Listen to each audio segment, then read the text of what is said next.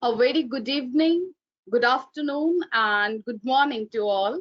I, Dr. Pallavi Saxena, SSC member of iLEAPS, and Dr. Samina, Project Administrator iLEAPS, welcomes you all on the occasion of our fourth talk under iLEAPS Global Colloquium Series 2022. iLEAPS is an integrated land and earth atmosphere interactions, and it's a global research project of future earth which provides understanding of how interacting physical, chemical and biological processes transport and transform energy and matter through the land atmosphere interactions. The prime purpose of this colloquium is to introduce the scientific society with the distinguished and scientific work of eminent scientists all over the world. It is a very bright opportunity, particularly for the early career scientists, to interact with the distinguished speakers and establish the bridge between the ideas and knowledge through this platform. So for the participants, your mic is muted. And if you want to ask the questions, you can write it in the chat box and can interact with the speaker. So, one minute.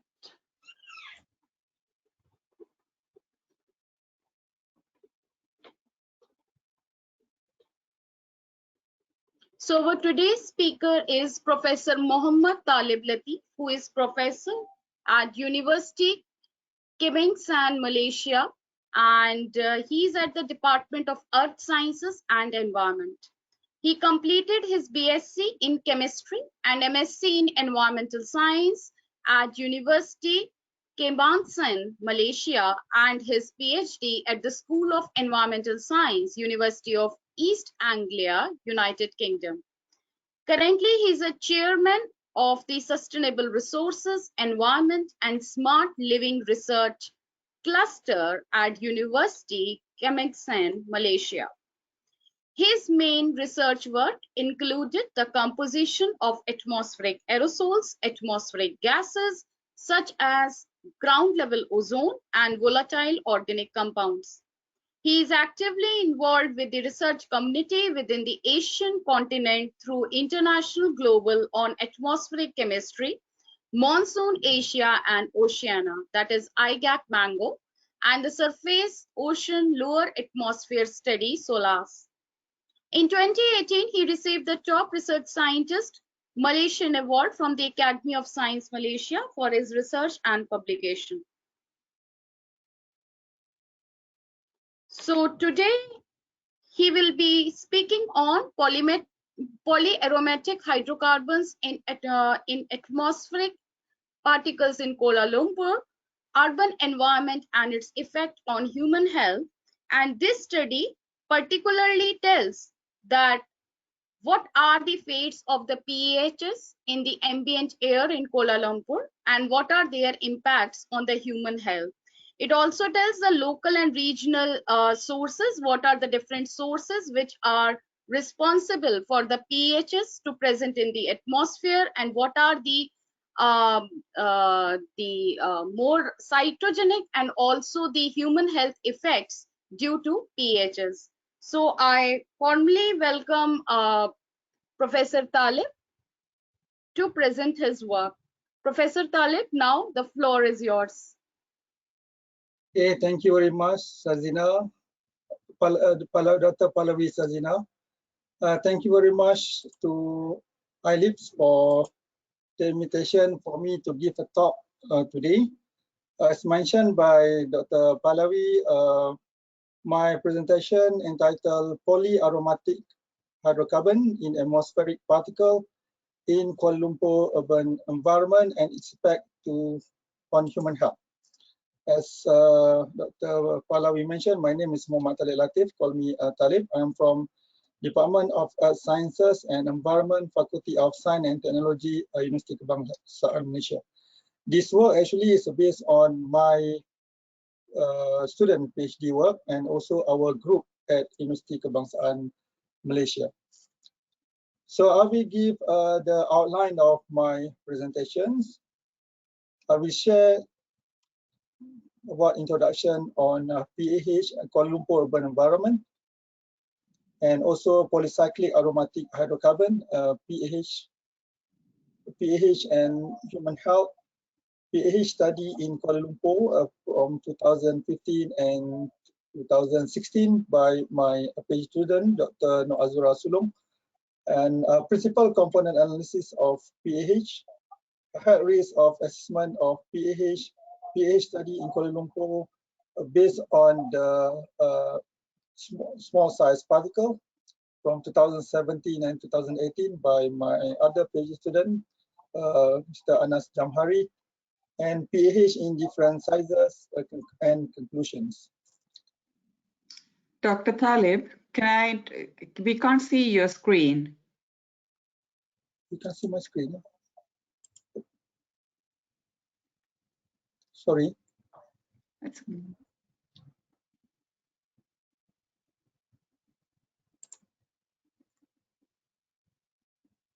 Can you see my screen now? No. Not yet.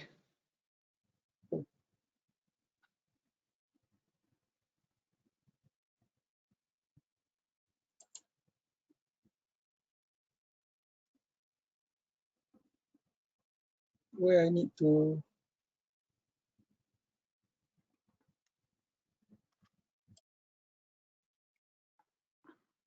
I made you the presenter, so you should be able to share it now.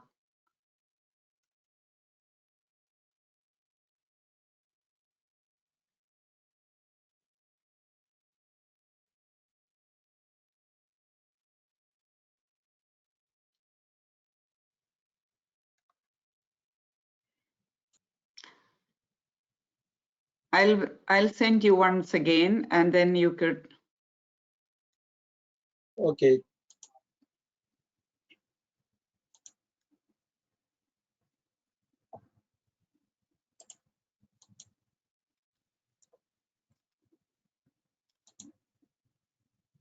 Okay. Did you get? Yeah. Okay. Is it okay? That's great. Yeah.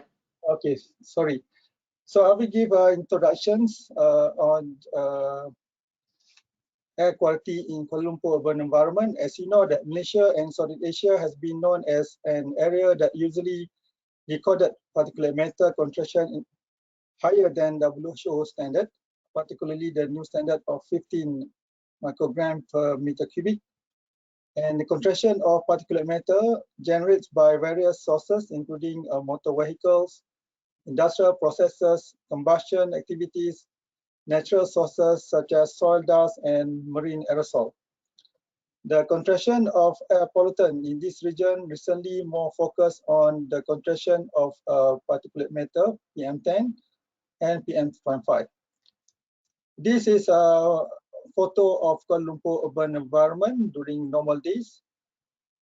This is Kuala Lumpur during haze episode. So we always have this kind of experience due to the usually due to the biomass burning in Southeast Asia. So it's known that biomass burning really influence the air quality in Southeast Asia. This is because of biomass burning due to the peat combustion from maritime region in Southeast Asia, particularly from Indonesia area, which is Sumatra, Kalimantan, as well as the west coast of Peninsular Malaysia.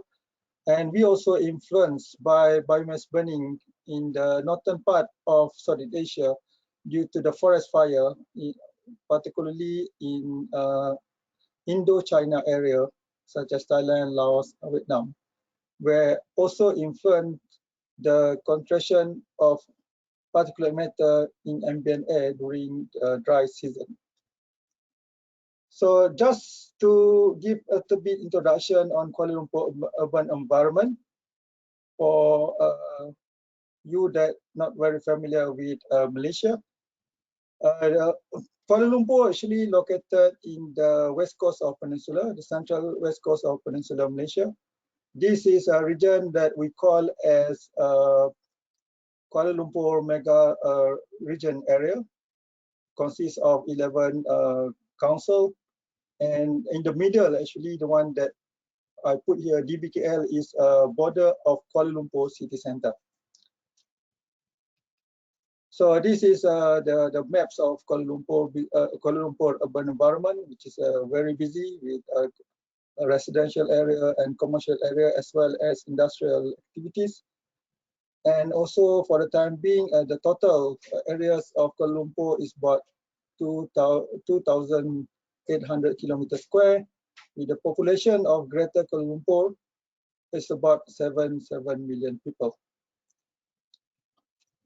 This is a ratio of PM10 2.5 and PM10 in Malaysia based on the data collected by Malaysian Department of Environment.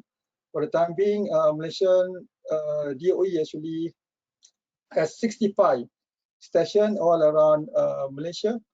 You can see that the ratio between PM2.5 and PM10 really shows high ratios in the area in Kuala Lumpur areas, which is in the central or west coast of Peninsular Malaysia, compared to other areas, including this is Borneo, Malaysia. It usually is very clean.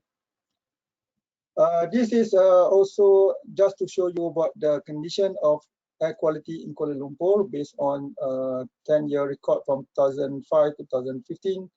Based on our group study, shows that the level of CO and O2 PM10, you can see that PM10 has fluctuated due to the haze episode.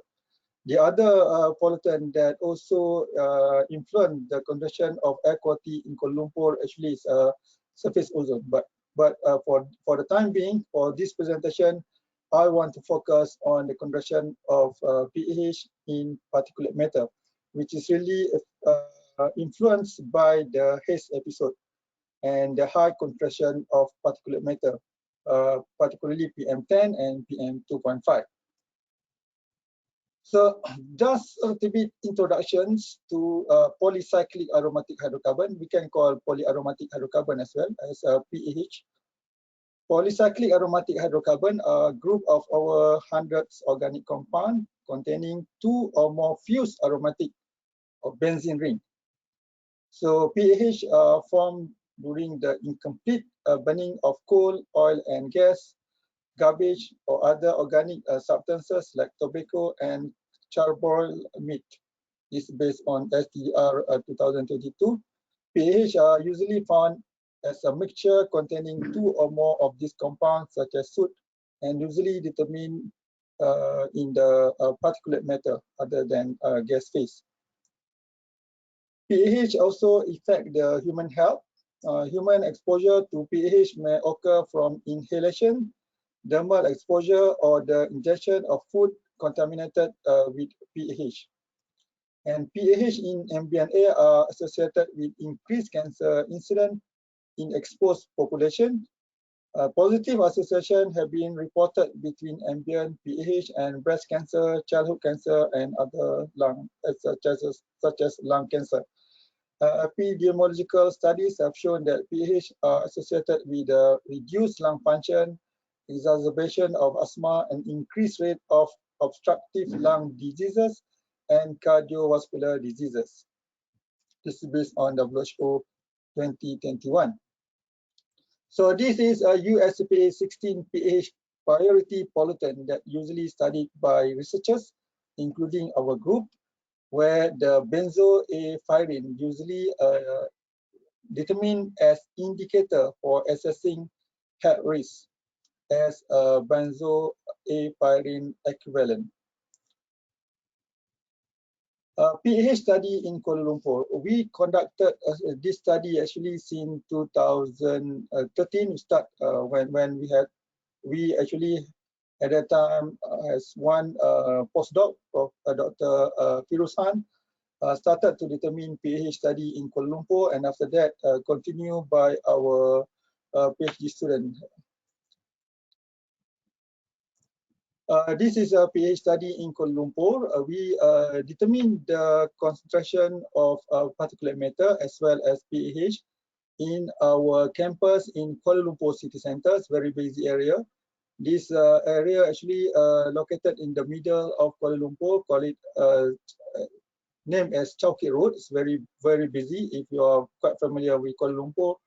And we determine the level of the contraction of pH for 1 year from 2015 to 2016.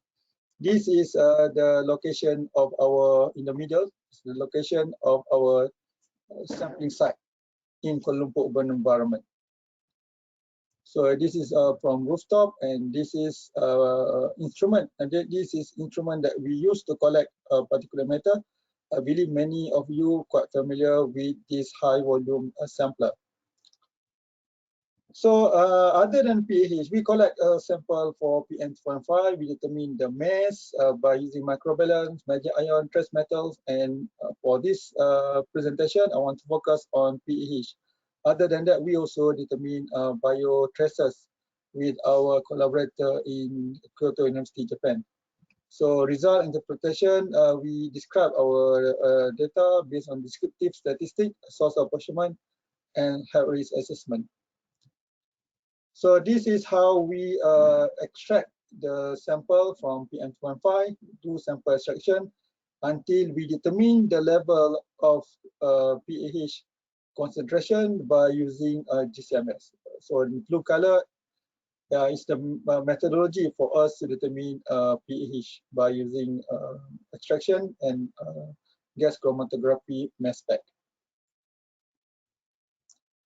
This is our first result of pH in different monsoon So the level of PM2.5, you can see over here, annual is about 30 microgram per meter cubic. In Malaysia, you can see that the level, for sure, as I mentioned just now, exceed the standard suggested by USCPA and also WHO. And the contraction of PM2.5 very high during haze episode, when we have biomass burning episode in Kuala Lumpur urban environment due to the transboundary emissions, particularly from Sumatra, Indonesia. So this is the level of pH. We can determine 13 of pH, but we cannot determine three pH, which is acinaptylene, acinaptylene, and also fluorine, were not detected. So you can see the level of pH is quite high in the pH that has a 5 and 4 and 5 ring, which is this one, benzo, bifluorantine, this BKF, BAP, and ICP. This is quite high molecular weight pH that determined particularly during the haze episode. In terms of comparison with other selected studies, based on the annual contraction of pH, we found that our study in 2015 and 2016, even though we have haze episode during 2015, we found that the level of contraction of pH are quite similar compared to the previous study by using PM10, and also quite a little bit lower compared to the other studies by using TSP, because TSP is total suspended particulate, and also quite low compared to the study by Chen in Lumbini, Nepal, and also New Delhi, as well as Guangzhou, China. This is for the result of our study based on the annual concentrations. And in terms of pH in different monsoon and haze episode, we found that the level of pH actually quite high during haze episode. We can see that several compounds such as PHE is quite high during the haze episode, and also in the other season. You can see that the level of air pollutant and pH is quite low during the northeast monsoon, because Northeast monsoon usually associated with the rainy season, and also the wind actually come from South China Sea, go through the middle of peninsula and Kuala Lumpur urban environment, where the southwest monsoon and inter-monsoon one usually influenced by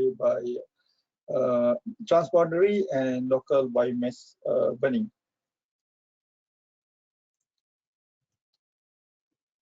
This is based on backward trajectory. We determine the backward trajectory by using high split single particle trajectory, and we found that the contraction of the wind direction is really dominant from the southwest, even though there is 33% actually for even coming from Sumatra, Indonesia. This is island from Indonesia.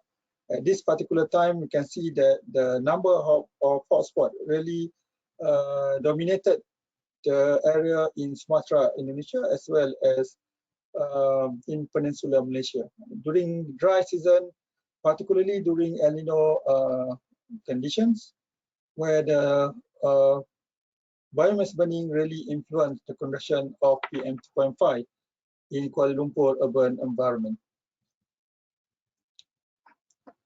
In terms of pH classification, as I mentioned, that majority of these compound actually determined in 5-ring and 6-ring compound. It means that the concentration of pH actually dominated by high molecular weight molecule rather than a small molecule, a small compound. This is overall concentrations. Based on the season, we also separate our data based on season. This one is southwest monsoon, means that between June to September, when we have a southwest monsoon, and during southwest monsoon usually we have haze episode. This one is inter-monsoon one, between usually October to November, northeast December to February, and this April to May. You can see still for all season, the compound, the 5-ring and 6-ring actually dominated the contraction of pH in different season. In terms of correlation between pH compound, we also determine the correlation between pH compound to indicate the potential sources of this pH. And we found that certain, for example, fluorine and fluorantine actually has a very good correlation, positive correlations. Chrysine and also fluorantine. This actually indicate the pyrene, chrysine, and fluorantine are released by gasoline combustion. Based on the previous studies, we found that the correlation actually mostly related to the vehicle emission. Even though we have a haze episode during that particular year, the combustion from motor vehicles still quite dominant in terms of the contribution of PAH in particulate matter PM2.5. And the other quite moderate, which is phenanthrene and chrysine, and also chrysine to pyrene, which indicate associated with diesel engine and heavy oil combustions. So the other also shows that quite a good correlation between them, but not as strong as these four correlations. We also try to have a look to the ratios and potential sources. I think this, if you can have a look to the paper from Tobisky and Namistik 2012, they actually listed the study based on the ratio and try to indicate the potential source of pH based on this ratio. Even though sometimes very hard to correlate this ratio with this potential source, but this study just want to indicate Is it this potential source can contribute to the amount of PAH in ambient air? So this study actually shows that the ratio shows that this is anthracene and anthracene penetrant, which indicate the level of pathogenic and pathogenic and as well as pyrogenic. You can see that this one is benzo anthracene and benzo anthracene plus chrysene. You can see that based on this data shows that the level of PAH actually contribute by mixture of pathogenic as well as pyrogenic. It's very hard to differentiate between these two potential sources. And also this other study based on the suggested ratios. This this is another ratios indicate that the level of pathogenic, the contribution of pathogenic as well as fossil fuel combustions, as well as the pyrogenic also contribute to the amount of PAH in ambient air. So you can see that it's very hard sometimes to differentiate between pathogenic and pyrogenic, but the ratios actually indicate the pathogenic more influence, give significant influence compared to the pyrogenic. We also determine source apportionment. We use PCA, principal component analysis, as well as positive metric factorization. Actually, this one introduced to our group by Dr. Firuz last time. We use this PMF to determine the potential source, where we need to do data analysis, and after that determine the potential source based on the literature, based on the result from the literature. So you can see this is an example study by Sulong et al. Shows that the source profile of particulate matter based on PAH concentration. So based on the PMF result, we found that the main contributors for PAH and PM2.5 in ambient air in KL actually due to the diesel and heavy oil combustions, gasoline emissions, biomass burning, natural gas, and coal burning. So the dominant actually is a gasoline emission as well as natural and coal burning. Because in the west coast of Peninsula, we also have coal-fired power plant, as well as quite a huge port in the west coast of Kuala Lumpur urban environment.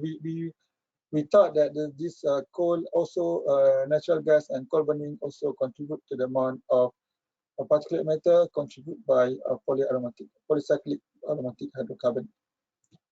Other than that, we determine the carcinogenic health risk assessment, PAH, based on benzo alpha pyrene.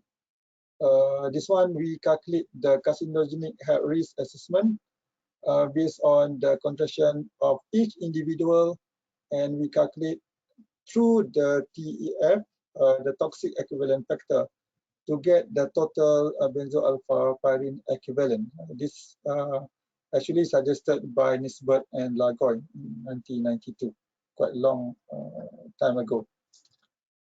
So based on this study, we, as I mentioned, this is the concentrations of PAH, each PAH, and this is TF, actually suggested by Nisbet, suggested TF. So we calculate the BAP, benzo pyrene equivalent. So we found that the total concentration is 266.27 picogram per meter cubic. And we also determine the incremental lifetime cancer risk, LCR, This is done by our group, mostly medical doctor, led by Professor Mazura Sahani. The study actually based on the incremental lifetime cancer risk determined by calculating lifetime average daily dose. This one actually LADD suggested by USP 2013. So this is a formula to calculate the LADD.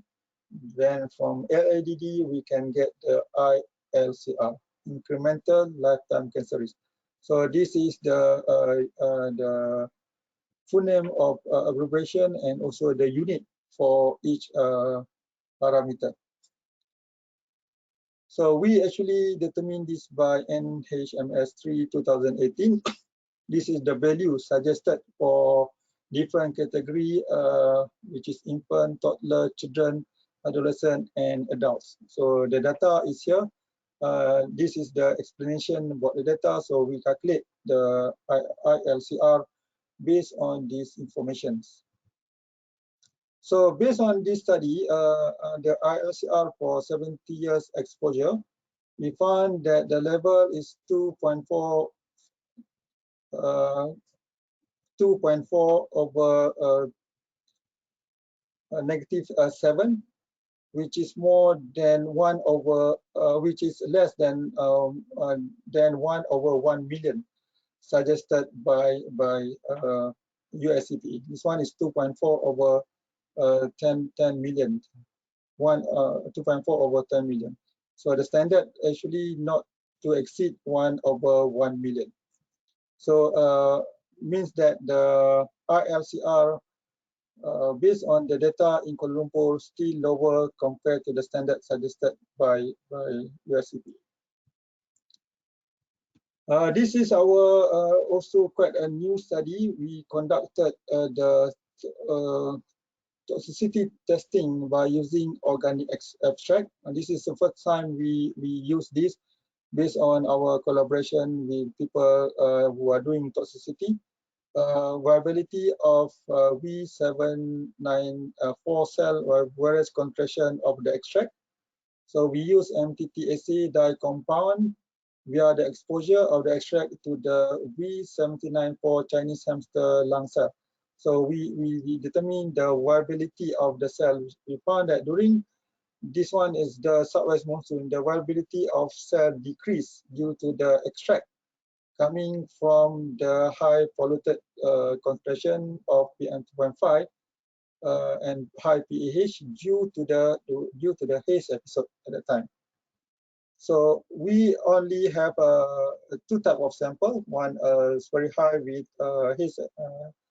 haze episode PM10 data, and the other one actually during the PM10, the PM2.5, sorry, not PM10, PM2.5 collected during northeast monsoon where no haze episode and the condition is quite clean. You can see that the cell viability increase. It means that the cell viability decrease due to the high polluted extract due to the haze episode and high concentration of PAH. This is our recent, I can consider as recent study by my other student, Nas Jamhari. He actually studies the PAH based on the segregated particles. This instrument actually given to us by researcher Prof. Masami from Kanazawa University. So we determine the ambient sampling by using the nano sampler. Professor Masami Puruchi, he actually developed the instrument. The sampler was operated at flow rate of 40 liters per minute for 120 hours, collected 5 millimeter quartz fibrous filter. So the size of filter paper, you can see the size of particle can be separated into different sizes. So this is our result based on PM concentrations, based on different, you can see that the level of, even though 2017 and 2018, we did not have quite a poor haze episode such as 2015. because in 2015 we actually experienced episode due to the El Nino conditions. But still, during southwest monsoon, because of dry conditions, the level of air pollutant, particularly PM2.5, quite high. Especially the highest, you can see that here between 0.5 to 0.1 to 0.5, as well as between 0.5 to 1, as well as 1 to 2.5 to 10, where the coarse particle actually quite low over here, the green color. And this is a one-year study from 2017 to 2000. This study actually in 2017. Based on this size percentage, you can see that the level of particle actually dominated by the size between PM 2.5 to 10, as well as PM 1 to 2.5, 0.5 to 1. So 0.5 to 1, 1 to 2.5, and 2.5 to 10. Mostly dominant in 0.1, 0.5 to 1, and 1 to 2.5. This is PM ionic and OCEC compositions, just as additional to our PAH concentration. You can see most of the time the level of PM, the level of anion actually shows quite high during the southwest monsoon. But we found that for the OC and EC, we found that the level of EC and OC is not as high during the southern monsoon compared to the northeast monsoon over here. This is because at that particular time the H episode is not as strong as the previous one, and maybe there is other factor that contribute to the OC and EC during the northeast monsoon during this time. In terms of PAH, I've still found that the level of PAH are quite a bit higher in southern monsoon compared to other season. You can see that northeast intermonsoon season 1 and intermonsoon 2, the level of PAH is actually quite high, particularly from the concentration between 0.5 to 2.5 micrometer. And this is the level total pH based on the size distribution. You can see that in fine particle, the level of pH is quite high during the southwest monsoon, where the northeast monsoon actually dominant the quite a coarse particle. And this is the pH individual concentration based on the size. You can see that still the concentration of pH, which has 5 and 6 ring, actually dominated the level of pH in different sizes compared to the simple pH, which is very small compound, small molecule, due to the potential of evaporations, where the high molecular weight compound usually will associated with the particulate matter. In terms of pH concentration, based on the ring number, you can see that the dominant ring actually is 5 and also 6 compared to 3 and 4 rings. Okay. And this is individual pH based on size distribution. You can see that this one anthracene, benzo, anthracene, chrysene, and so on. We found that this is very hard to associate the level of concentration to the different monsoon. And we found that several compounds such as indenoxy, pyrene, this one DHA, and also BDP, quite high during the southwest monsoon, benzo G pyrene. quite high during the southwest monsoon. Based on our previous study, we also determined the level, the ratios between different PAH, this one combination and PAH, based on ratios. This is the indicator, for example, CO combination means sum of chlorantine, pyrene, benzoylpyrene, chrysine, and others. And PAH is sum of non-alkylated PAH. So we calculate based on different ratios. We also link it with other ratios. For example, low molecular weight and high molecular weight. So we also found that the level of this particulate matter actually contribute by pyrogenic combustion as well as petrogenic, mean that the combination of these pyrogenic and petrogenic contribute to the amount of PAH in urban environment of Kuala Lumpur.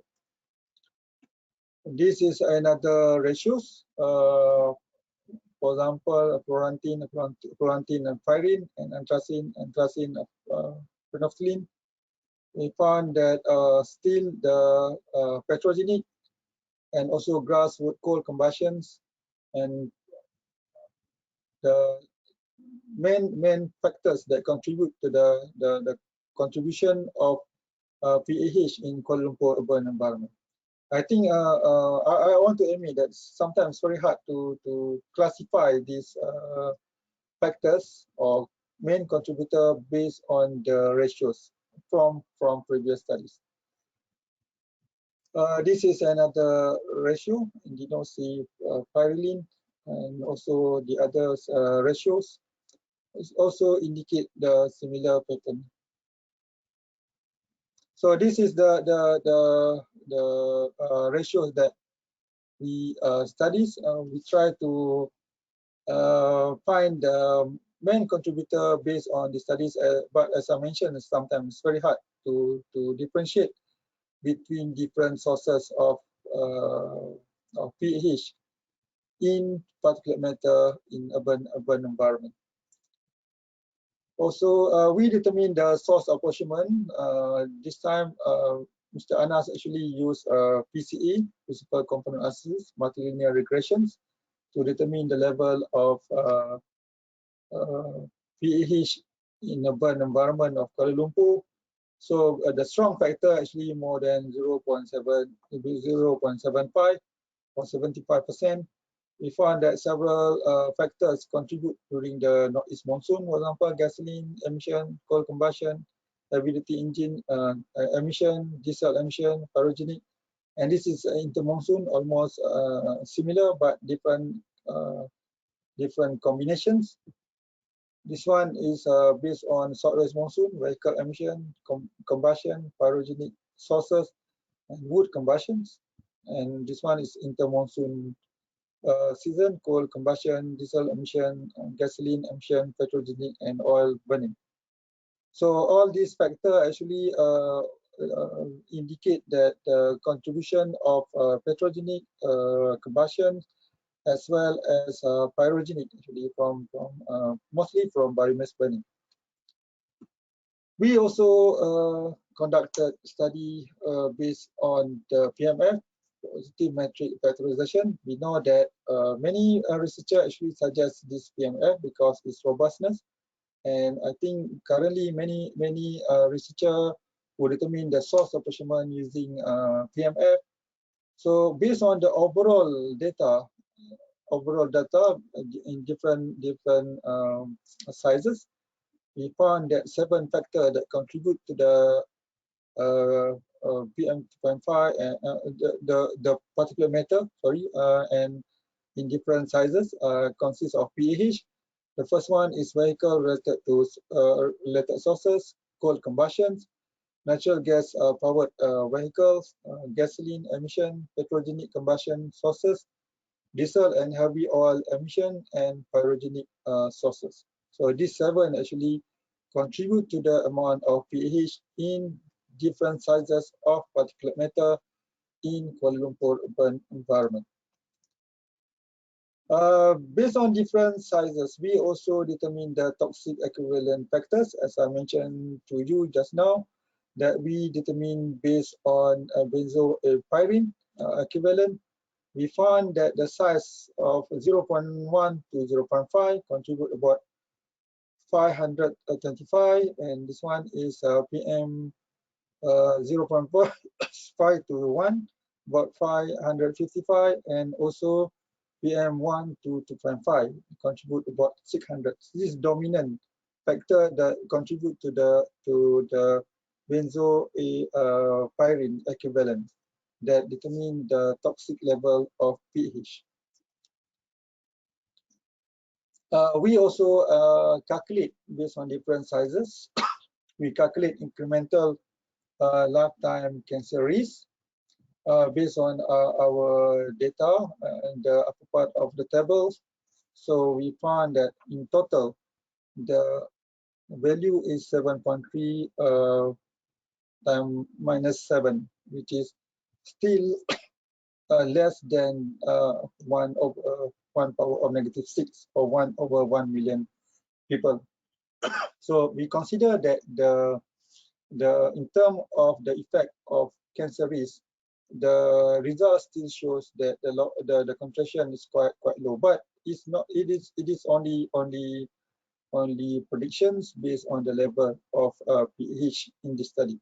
So we need to be careful on this. As conclusions, pH concentration dominated by high molecular weight compound, 5 and 6 ring. This high molecular weight compound actually dominated the level of pH in PM2.5 as well as in fine particles. The highest concentration for the total average pH were recorded during this episode. We know we found that there is indicator that his episode contribute to the amount of pH, even though the local sources such as motor vehicle also dominant. So this biomass in transboundary emission actually increase add to the amount of pH in the local conditions due to the emission from motor vehicles as well as other related combustion activities and industries.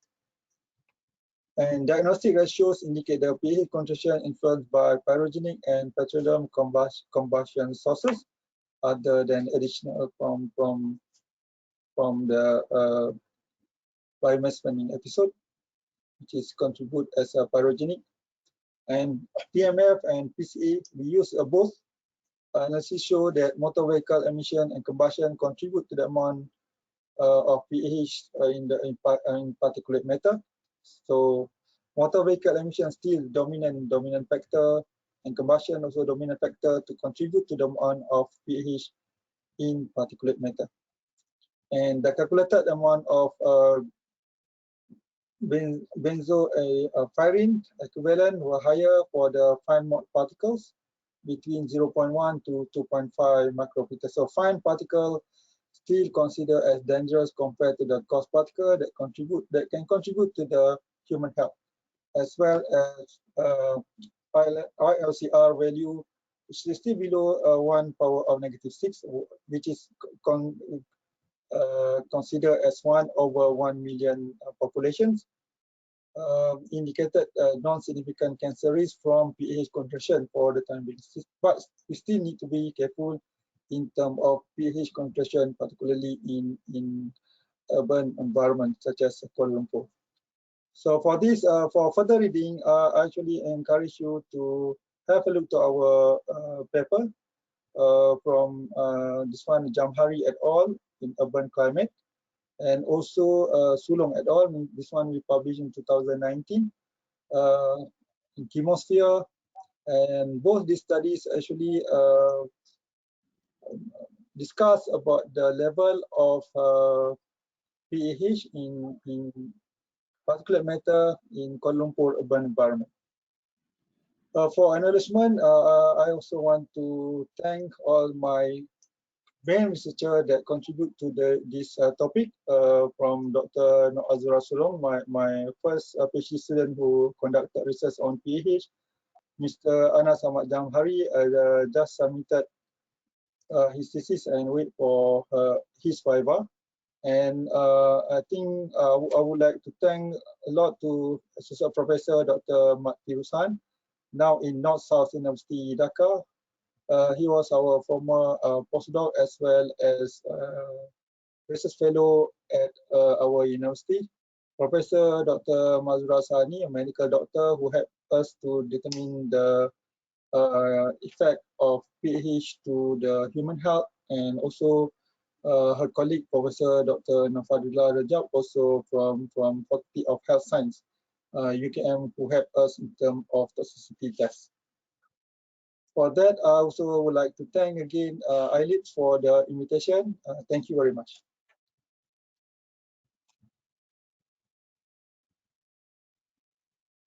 Thank you very much, Professor Talib, for an excellent presentation on PAH sources and its health impacts.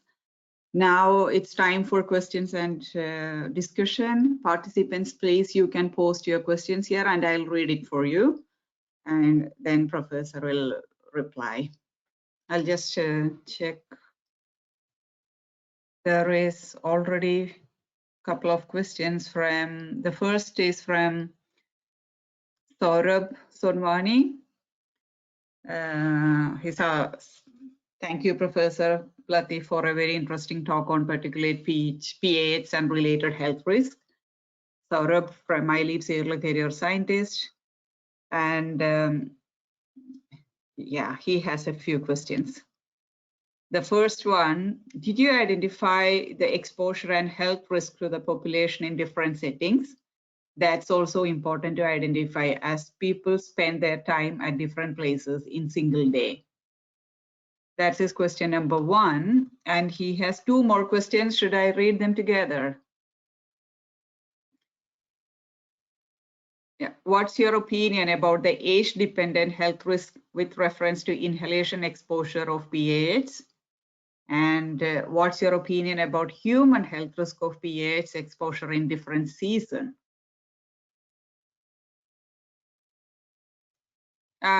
We can't hear you. I think you're muted. The first question is about age dependent. The first question is, did you identify the exposure and health risk to the population in different settings? That's also Different important to identify. Different setting. Yeah. So far, we not determined based on different setting because we collect sample for 24 hours. But we also conducted research based on exposure to different different type of people. For example, one of my students in other university determined PAH based on the exposure of policemen to the traffic emissions, for example.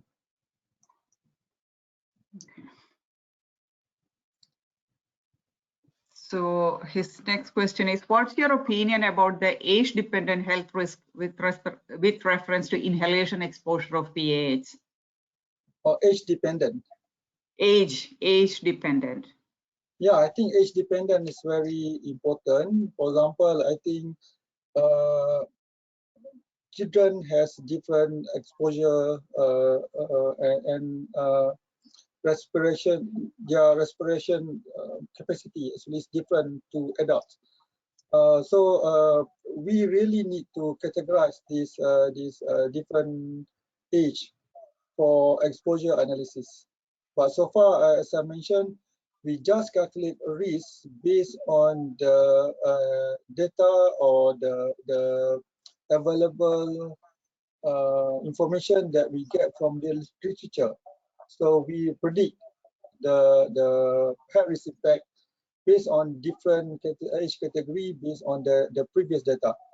I think it is very good suggestion. So very important for us to determine the exposure based on different age.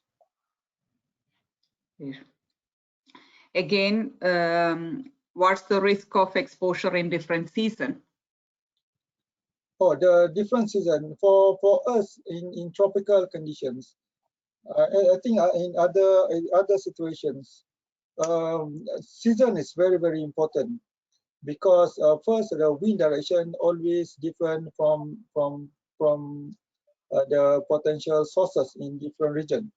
I believe that if study in European country, maybe it's effect based on the temperature, but for us here, temperature is not changed too much, but it's influenced by the different conditions. For example, dry period and rainy season.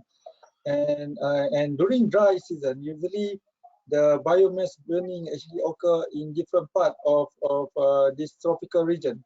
So these combustions actually contribute to the transboundary emission. You can see that, for example, in Kuala Lumpur, during southwest monsoon, the hazy condition is very poor sometimes. So season actually really affect the level of particulate matter as well as PAH, because based on our study, we found that the haze condition also cause stability to the urban conditions, where the local influence actually also increase due to the stability of the atmosphere and contribute to the amount of PAH and other pollutant during the haze or during the hazy conditions. Okay, he has one more question. In your PMF results, you have mentioned vehicular emission factor 1 and diesel related emissions factor 6 separately. However, that may be a part of same factor, he thinks. Yeah, I also agree with this, but this is based on the literature. I myself not good in terms of this PMF, but based on the literature, this one can be categorized in different factors. And also sometimes this is because of combination of factors. When we determine the factors, and we need to look at each contributors to the factor, I mean that more than 75%. So sometimes during PMF or PCA analysis, we need to combine the different factors that sometimes, even though the factor is quite similar, but the character is different based on the combinations. So this is quite a tricky things about the PMF or PCA discussions. Quite hard sometimes because of the combination factors between the contributor, the PAH concentrations, and then contribute to the factors that more than 75%. So I think it's similar when you conduct a PMF or PCA by using trace metal as well as anion and cation. Thank you. The next question is from Professor Gerd Lammel from MPI Mainz. Congratulations for the mass size distributions. Thanks for the interesting data set.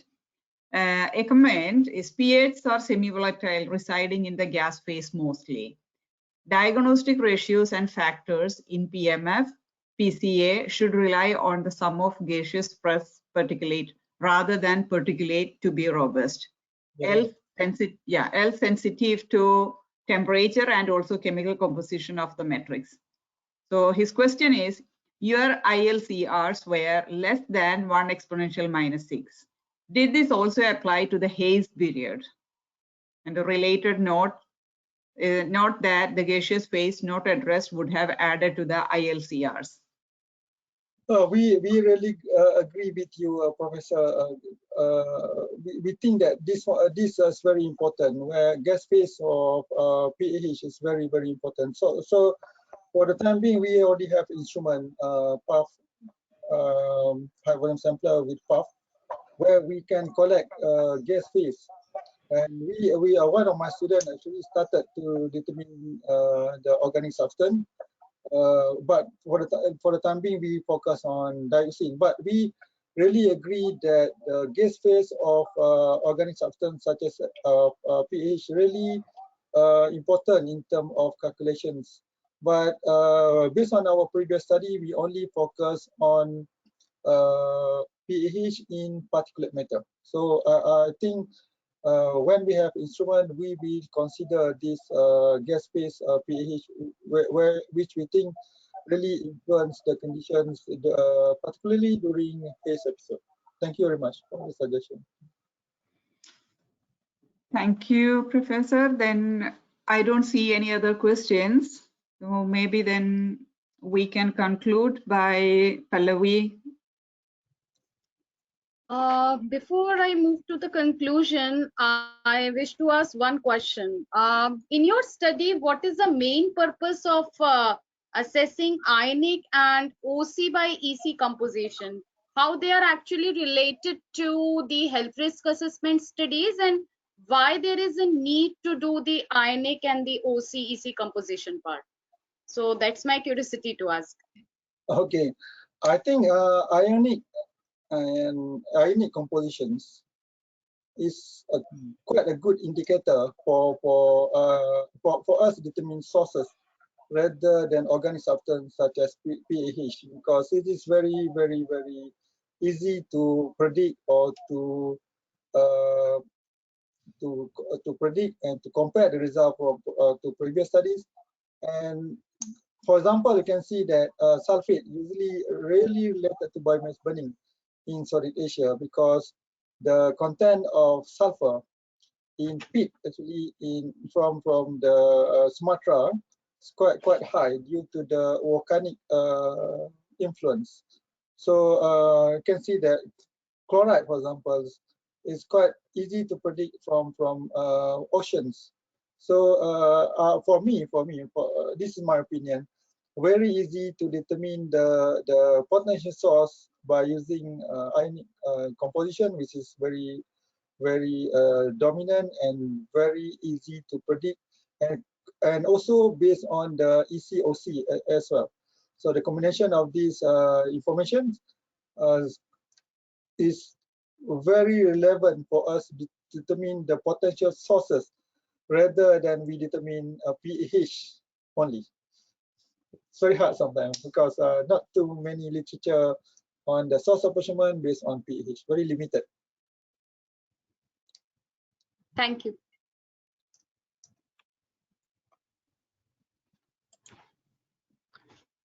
So, Thank you, Samina, I Pallavi. think there are no more questions, I think. Yeah, no more questions. So maybe you can just conclude the session. Yeah. So thank you very much, Professor Talib, for such an interesting talk. And before I officially declare this session to be closed, I want to summarize his lecture. In his talk, the concentration of particulate matter in Malaysia and Southeast Asia is higher as compared to WHO standard. Haze and biomass burning is one of the important reasons behind such high load concentrations in this region. He also mentioned about other important air quality parameters and a brief introduction of PEHs, different exposure pathways, and related health impacts. In the methodology section, he mentioned about the site in Kuala Lumpur and the techniques which were used in the determination of different pollutants, including PHs, and highlighted the PHs during monsoon and haze episode. He has also mentioned about dominant back trajectory analysis during southwest monsoon and the correlation between PHS compounds, and highlighted gasoline emission with PM 2.5. Also highlighted about the diesel oil related emission.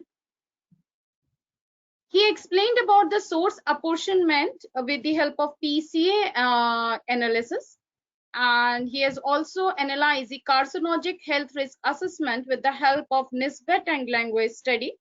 He also explained about incremental lifetime cancer risk. Then he explained about that the PHS concentrations dominated by high molecular weight compounds, that is 5 and 6 rings. Then highest concentration for total average of 16 PHS were recording during haze episodes.